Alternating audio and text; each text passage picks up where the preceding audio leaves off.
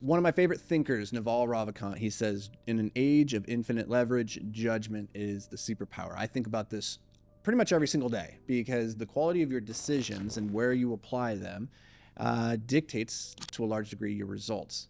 And if you look at this play out at the highest level, the thing that separates you from a Warren Buffett is largely the quality of the decisions that you've made. So I'm constantly thinking, how can I improve as a critical thinker, as a decision maker? How can I improve my judgment? And that's a weird skill to think about trying to improve, because for a lot of people, you just take for granted that it will improve naturally over time. I'll become better at making decisions. I'll become a more critical thinker as I get older, as I do this more. And in my experiences, that's not actually what happens. What happens is you make a ton of decisions, you use the same frameworks, the same mental models you've always used, and you keep making the same poor decisions, and then you look back and you justify them with the curse of hindsight, where you convince yourself that you always knew it was going to play out that way, or you thought that was actually going to be the result, when in reality, when you made the decision, you didn't have a clue. You didn't think that thing was going to happen. Right? And so if we want to improve our judgment, if we want to improve our ability to make good decisions, we have to have an objective measure by which we can measure the quality of a decision. And that's probably a wild idea to you, right? Like, when was the last time you made a decision that then you look back and in some form of objective manner measured the quality of that decision? Most people have never even considered that idea. They've never thought that's even a thing. So what I want to share with you today is a tool that I like to use when I'm making really big, important decisions in my life. It's called the decision journal. It's a process for codifying and articulating the thoughts in your mind onto a piece of paper in a way that allows you to create an objective metric by which you can measure your decisions in the future. So the way this plays out, let's say you're trying to decide, should I marry this person, right? A really big decision. You go through this decision journal, this template, you ask yourself these questions, you go through the exercise, you write it down, and then in 6 to 9 months later, or a year or 5 years later, you come back and you review that decision.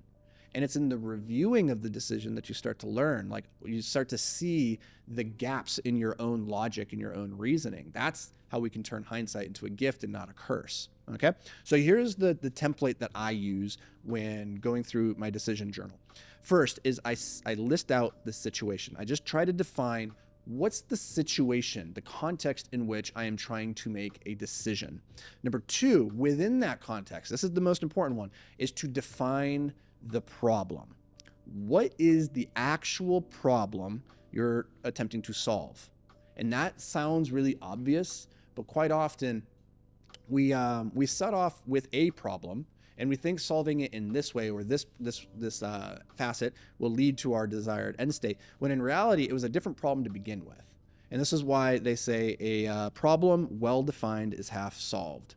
And if you don't have a problem well defined, then it doesn't matter how well you solve it, you're always going to have the same root issue. So first is we define the situation, the context and through which we're dealing. Second, we define the problem as clearly as you possibly can. Next, I want you to list out the top 5 options that you've considered. Now, this is a lot. For most people treat decisions as a binary. It's either this or I do that, right? I go to the left or I go to the right. Well, if you get locked into that frame of reference, into that type of thinking, then you close your mind off to a billion other alternatives that are available to you in that moment that you don't even realize. And so this question opens the aperture and it says, okay. I know my default is to think that there's probably just a binary, do this or do that. When in reality, there's an infinite spectrum of decisions I can make here. So let me try to identify the top 5. Not 3, I like 5, because after 3, you start to have to go think pretty creatively, start thinking outside the box, right? But once you put those 5 in, you start to realize that sometimes decisions aren't simply a this, or this. It could actually be, now that I've listed this all off, why don't I do this with a little bit of this? And it's in that amalgamation that you start to get some really interesting results. So this then leads us to step 4, which is to explain the range of outcomes that you expect. So you have your 5 decisions, you have this amalgamation, and now I want you to identify, okay, what do I think is likely to happen if I do this one? What do I think is likely to happen if I do this one? And work through it and ask yourself the second order consequences. Okay, if I do this thing, what's going to happen as a result of that thing that I might not be considering right now? You do that for all 5, because again, like, your decisions, they're distinct, but they're interconnected. And so this one over here, the decision number 5, you might find that it has a second order consequence that when viewed through the frame of question number 5 or option number 5, you realize that's actually a second order consequence of decision number 1.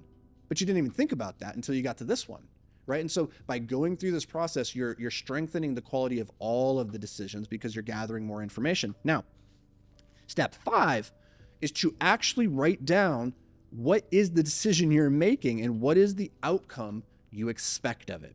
So previously we did all 5 of them. Now we say, okay, this is the path, because we can only choose one decision. It doesn't have to be one of those. It could be an amalgamation of them, right? You can squish them together. Now put that down, define what you think is the outcome. And then this is very important. You define your confidence interval.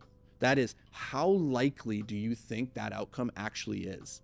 And you write that down. And I want you to write that down in the form of a number. Like, I am 63% certain that it's going to play out in this way, and that these results will follow. The important part about that is it's very easy to trick ourselves in the future when we look back and convince ourselves we were more certain than we were that it was going to happen in this way or that way. So by actually putting a number on it, it's like calling your shot. And there's no being wishy-washy about that in the future. You look back and you're like, I was actually quite uncertain it's going to play out like this. I got a little bit lucky, right? Okay. I want you to write this out in a paragraph, by the way. Like, not just bullet points. I want you to long form write out what you think the outcome is going to be and why you've chosen this path versus the other paths.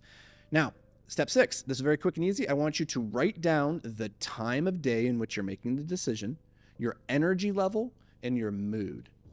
Identify, how am I feeling right now? Am I anxious? Am I tired? Am I hungry? It's 3 p.m., right? The reason that we do this is so that in the future, we look back, we can start to see trends. When I make decisions in the late evening, when I'm tired and I'm hungry and I'm maybe a little emotional, that decision didn't play out so well, right? When I make decisions in the morning, I'm fresh, I just ate, I got a workout in, I make better decisions, right? So we're trying to control for the parameters that lead to better decision making. Finally, and this is a very important step most people would skip over, is you actually go to your calendar and you schedule 6 months from that day a time block for you to review that decision. Think about that. Like, how many decisions did you make 6 months ago that you don't even remember anymore? You don't even remember that they were so important to you. You couldn't, if I asked you what was a decision you'd made back in June, on June 25th or whatever, 26th, you couldn't tell me, right? But if we have it on the calendar, to go back and review, we pull up our decision template and we review it and we go, holy crap, that's right, I was making that decision. Well, it turns out that didn't even need to be made anyway. This other thing that I didn't even expect came up and it negated the need to make that decision entirely, right? So schedule in a time to actively review the decision. And that's it. That's the process. There's more. We can go deeper into this. Like, there's levels to this game, but start with that process whenever you have a big, meaty decision that you need to make in your life. And then I promise over time, not just, it's not going to be a quick, you're going to get better overnight. It's going to take years, but the systematic process of writing it down and then reviewing it, that's how you develop the superpower of judgment. So take the decision template, go run with it, and I'll see you guys in the next episode.